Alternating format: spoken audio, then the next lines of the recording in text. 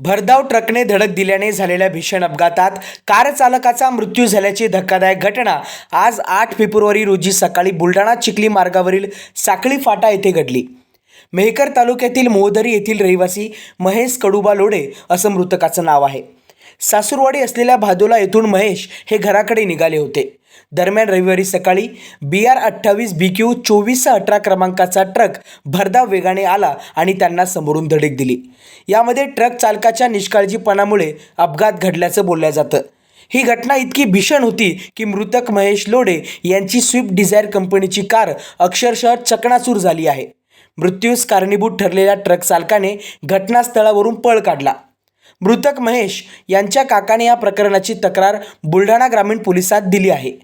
यातून अज्ञाताविरोधात गुन्हा दाखल करण्यात आला असून प्रकरणाचा पुढील तपास बुलढाणा ग्रामीण पोलीस करीत आहेत।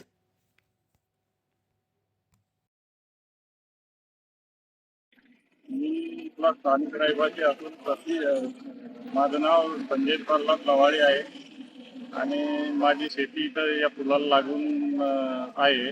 आणि मूळ कारण असं आहे की या पुलाला जो 2-3 टर्निंग झालेले, वाकण झालेले, त्याच्यामुळं आम्ही आमच्या हयातीत डोळ्यासमोर अनेक अपघात इथं पाहिलेले आहेत। त्याच्यामुळं मुळात हा पूल सरळ होऊन रस्ता 4पदरी होणे फार महत्त्वाचं आहे आणि मग पुढचे जीव त्याच्यामुळं वाचणार आहेत।